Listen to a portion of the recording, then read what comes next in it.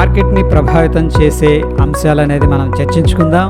ముందుగా మిత్రులందరికీ స్వాగతం. రిలయన్స్ నుంచి జియో ఫైనాన్షియల్ సర్వీసెస్ లిమిటెడ్ అనేది సపరేట్ అవడం అనేది జరిగింది డీమెర్జర్ ప్రాసెస్ ద్వారా. అయితే ఇక్కడ ఆగస్టు 21న ఇది స్టాక్ మార్కెట్లో లిస్ట్ అనేది అవ్వబోతుంది. అయితే ఫ్రెండ్స్, ఇక్కడ ఎవరికైతే రిలయన్స్ ఇండస్ట్రీ షేర్స్ జూలై 20న డీమ్యాట్ అకౌంట్లో ఉంటాయో వాళ్ళకి జియో ఫైనాన్షియల్ షేర్స్ అనేది ఒకటి రావటం అనేది జరుగుతుంది. అంటే 1:1, ఒక షేరు రిలయన్స్ ఉంటే ఒక షేర్ అనేది జియో ఫైనాన్షియల్ సర్వీసెస్ అనేది మన డీమ్యాట్లోకి రావటం అనేది జరుగుతుంది. అయితే ప్రీవియస్గా దీని యొక్క వాల్యుయేషన్ 190 రూపీస్ ఉండొచ్చు ఒక్కొక్క షేరు అని చెప్పేసి అనుకున్నారు.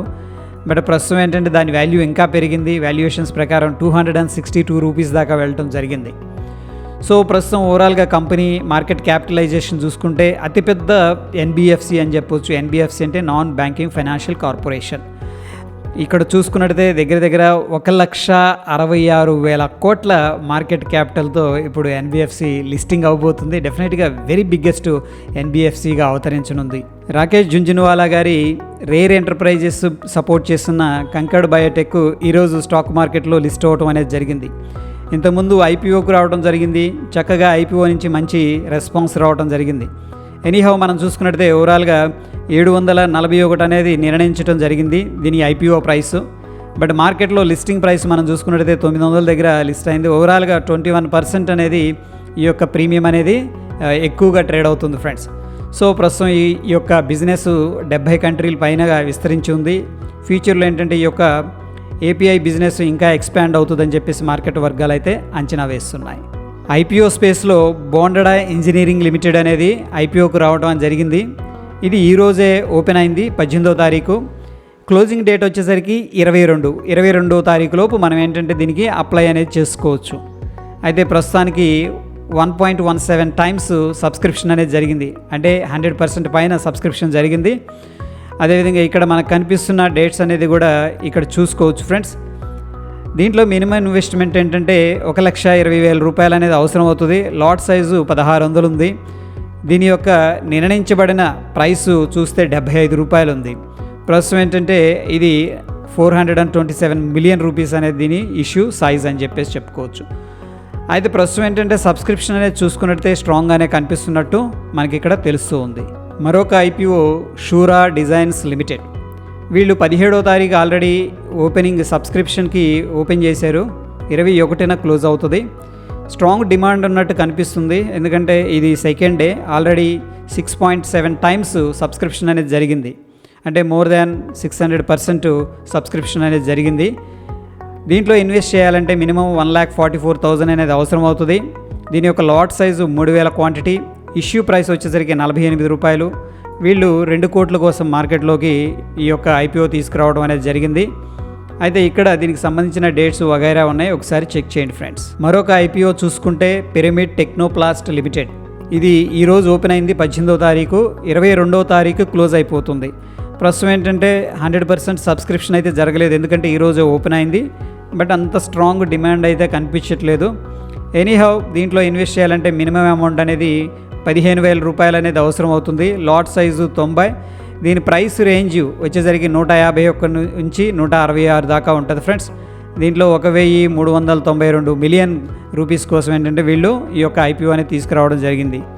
దీనికి సంబంధించిన డేట్స్ అన్నీ కూడా ఇక్కడ కనిపిస్తూ ఉన్నాయి. దీన్ని మీరు ఫాలో అవ్వచ్చు ఫ్రెండ్స్. ఇదైతే పూర్ డిమాండ్ కనిపిస్తుంది. Crop life science limited. ఇది కూడా ఐపీఓకి రావడం జరిగింది 18వ తారీఖు. అంటే ఈరోజు ఓపెన్ చేశారు బిడ్డింగ్కి. 22వ తారీఖు క్లోజ్ అవుతుంది. అండర్ సబ్స్క్రైబ్డ్ అనేది కనిపిస్తుంది. ఎనీహౌ ఈరోజు ఓపెన్ అయింది కాబట్టి చూద్దాం. బట్ దీంట్లో ఇన్వెస్ట్ చేయాలంటే 1,04,000 రూపాయలు అనేది అవసరం అవుతుంది. లాట్ సైజ్ వచ్చేసరికి 2,000. దీని యొక్క ఇష్యూ ప్రైస్ 52 రూపాయలు ఫ్రెండ్స్. సో మొత్తం మీద 267 మిలియన్ రూపీస్ కోసం ఈ యొక్క ఐపీఓ అనేది రావడం జరిగింది. దానికి సంబంధించిన డేట్స్ ఇక్కడ మనం చూసుకోవచ్చు. అదేవిధంగా అదానీ ట్రాన్స్మిషన్ చాలా స్ట్రాంగ్గా పెరిగింది ఫ్రెండ్స్, దగ్గర 6% పైన. అయితే ట్రాన్స్మిషన్ కంపెనీ మేఘా ఇంజనీరింగ్ ఏంటంటే ఎక్వైజేషన్ చేయటం అనేది జరిగింది. సో ఈ యొక్క డీల్ వల్ల అదానీ ట్రాన్స్మిషన్ షేర్స్ చాలా స్ట్రాంగ్గా ముందుకెళ్ళటం అనేది మనం చూడొచ్చు. అదేవిధంగా అబుదాబీకి సంబంధించిన ఇన్వెస్టర్స్ అదానీ గ్రూప్ స్టాక్స్లో ఇన్వెస్ట్ చేస్తున్నామని చెప్పేసి చెప్పడం జరిగింది.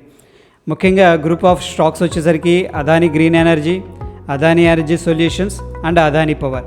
వీటిల్లో దగ్గర దగ్గర ఏంటంటే 1.5 నుంచి 2.5 బిలియన్ డాలర్స్ అనేది ఇన్వెస్ట్ చేస్తామని చెప్పేసి తక్వా అనే కంపెనీ ఒకే అబుదాబీకి సంబంధించింది అనౌన్స్ చేయడం జరిగింది.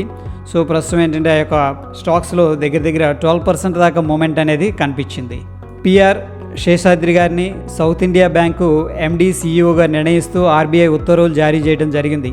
అయితే ఈరోజు మనం అబ్జర్వ్ చేసినట్టయితే South India bank stocks strong buying మూమెంటంలోకి రావడం జరిగింది. ఓవరాల్గా 11% దాకా ఇంట్రాడేలో మూమెంట్ అనేది కనిపించింది.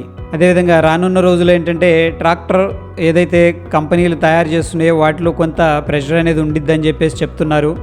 ఎందుకంటే ఫ్రెండ్స్ అనుకున్న విధంగా వర్షాధారితం అనేది కనిపించట్లేదు అని చెప్పేసి.